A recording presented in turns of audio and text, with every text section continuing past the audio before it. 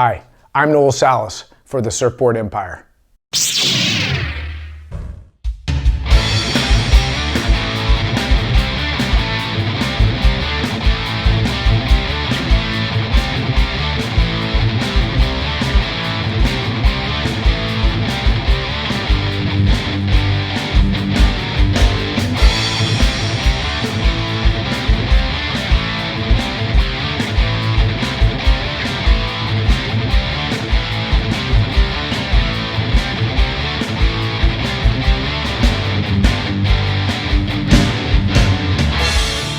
Hey guys, welcome to Surf and Show. I'm Noel Salas, and today's surfboard review is on the Hydra by Lost Surfboards. Now I've got two stock boards. I've got a 5.0 coming in at 25 liters, and I've got a 5.1 coming in at 25.5 liters. I'm 5'9" and 160 pounds. Now both these boards are in C4 tech. You guys are gonna love this. Sit back, get your favorite drink, enjoy the show. Now, as we dive into the attributes of the Hydra, I want to let you guys in on my process. I do my best to get stock dimension boards for our reviews. So that way I have the same options you have. And my process on the Hydra was I'm looking at the stock dimensions on the Lost website and I'm thinking, okay, which two boards do I want to grab? I see the 5.0 coming in at 25 liters. The 5.1's coming in at 25.5, and then I'm also thinking about the 5.2. Now I know I want the 5.1 for sure. That's in my liter range. That's actually the sweet spot. And I couldn't decide between the 5.0 and 5.2. And I thought, 5.0, that is 9 inches shorter than I am. But my thought process on hybrid boards like this, they're relatively flat. So they're super fast and they have great glide. Look how wide the board is. So it's got good surface area. Look how wide the tail is. There's the surface area. All that's going to equal great speed and projection down the line. Now it's got a relatively flat deck. So it's going to have good flex. And at 25 liters, EPS is really going to float like 25.5. So I'm thinking, hey, that 5.0 is looking pretty good. I know another thing that I like about getting these hybrid boards that have this wide nose, I'm having a tendency to like them shorter. Why? Because where I surf and the way I want to surf, I'm always in the pocket. I want to get this board where I want it really quick. So this will catch up here more often if I'm riding a 5.2. This Hydra is quick, it's responsive, it's because it's so short, it'll do a tight turn in a really small pocket. Now I was talking about tight turning radius. We've got to move to the back of the board here because I want you to see the side cut right here. Now I've ridden a lot of boards with side cuts and I noticed that they're always super loose and they have a really nice tight turning radius. On top of it being 5.0. Now it has a split diamond tail. And what's interesting about this tail is it's kind of like a swallow, but if you look, it's got the diamond tail look right here. There's a reduction in rail line compared to the point. So it's going to turn really quick. And that's exactly how it feels under my feet. And then you have one on the other side, and it's kind of like a swallowtail with two diamond points. And what I like about the point on both sides, whether we're talking swallow or a tail like this, is it's going to give you a little bit of bite and traction. As you engage the toe side rail, it's going to bite. And then as you get to neutral and then get on a hillside, it's going to grab over here on top of this side cut right here. I noticed that it really digs in nice on the side of the wave when I'm doing a carve. And it lets go when I want it to. Now, the other thing I wanted to mention is that when we started the review and we started shooting on the 5.0, I couldn't get off of it. The thing's super fun. We went to a beach break, which you guys have been asking us to do more often. And I started riding the 5.1 a little bit more. So extra flotation, paddled great. I kind of put it out of its element though. When we went to the beach break, it was probably like 2 to 3, little, maybe head high, a little overhead on the sets, and it was powerful and it was peaky. I mean, the peaks, I could go left or right depending on which side of the peak I was on. And that wave wanted to be surfed a little bit top to bottom, and The 5.1, and I think the 5.0 would have struggled too, is because there's not much rail line, it would have had a real hard time getting up into the lip. So on a real hollow beach break where there's a lot of power, I wouldn't suggest the Hydra. I feel like it's a little bit sticky. Now, the other thing that the board was struggling with, the 5.1 at the beach break, was that there was some texture on the surface. So it was bumpy. So it was disengaging the rail all the time. So I was really off balance. Now you got to remember, since I surf point breaks all the time, I'm a little out of my element too. So it was tough on the 5.1, to be honest. But we went back the next day. It was cleaner, a little bit smaller. And as the wave had a little bit more line to it, I just needed to surf this particular board down the line and not try and sit in the pocket so much on a wave that's really round and hollow.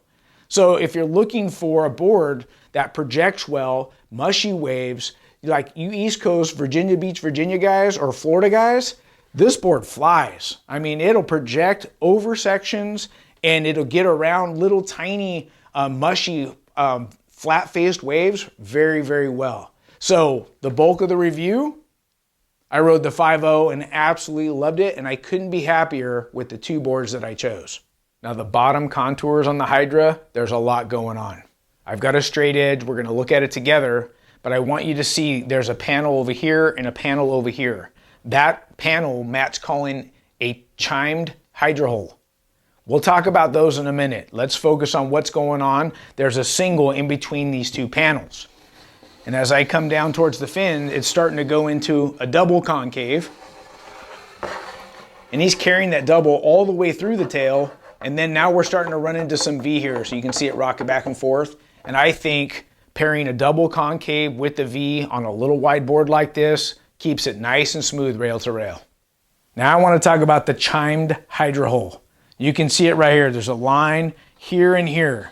I'll set it down, and as I run my fingers across it from right here to here, the edge of the rail is lower.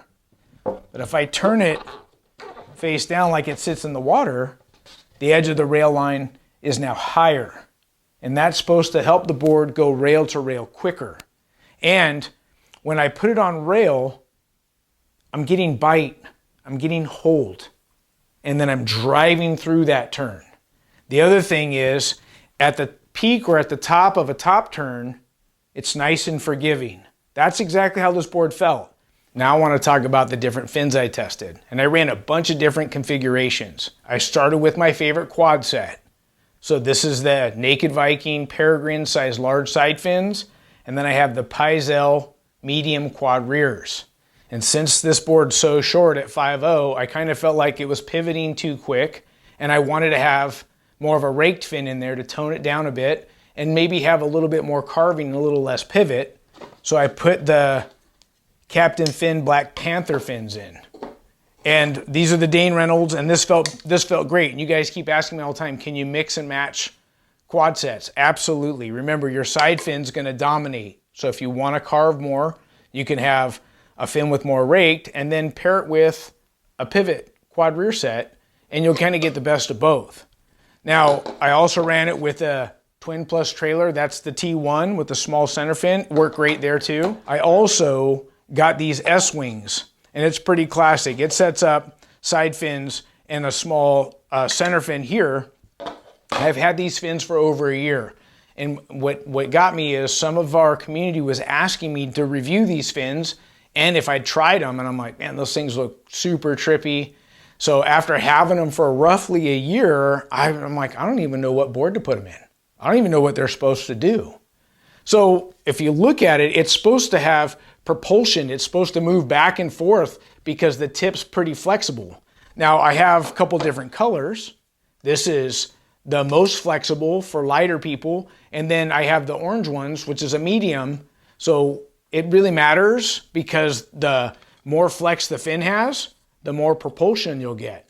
I ran the green ones first and they were a little bit too flexible for me. I don't know that I can feel the propulsion. I can't really feel the fin doing this when I'm going down the line, but they have a really cool sensation or feeling underfoot. They're fast, and because it has kind of like this little base right here, it's small, so you'd think it wouldn't be very fast, but it has this cutout right here, and then it goes way back here. So it's got that rake and that hold because the fin's going way past the shaper's dot back here. So it offered excellent hold and carving. And then this just felt like it was too flexible for my weight and how hard I want to push on my rails. So I switched to the medium flex, and this felt way better.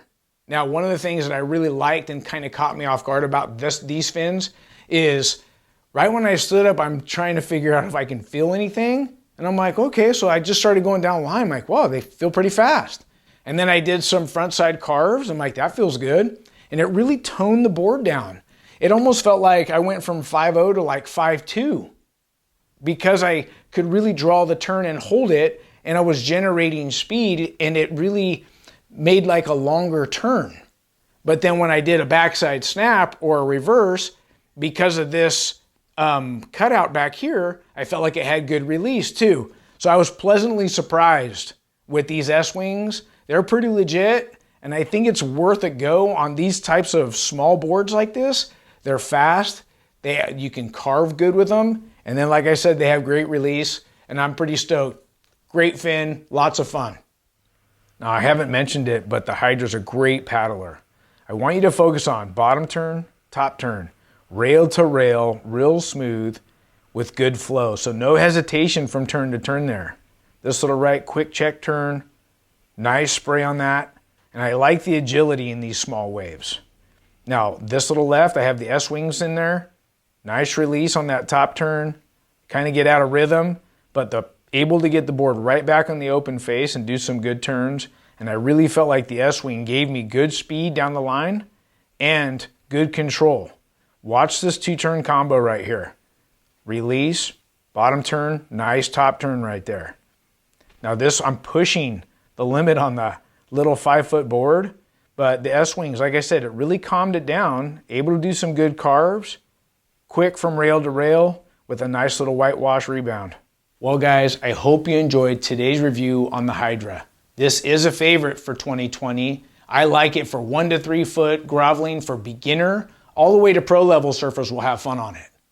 I also want to mention the C4 construction is very durable. It has great flex. I rode this board for roughly 2 weeks and it has barely any pressure dents on it whatsoever. So excellent flex, and I really like this tech. I think you guys will too. Well, special shout out thanks to Matt Biolas for sending these boards down for review. If you like the show, don't forget to subscribe and give us a thumbs up if you like the content. Until next time, we'll see you in the water. Bye-bye.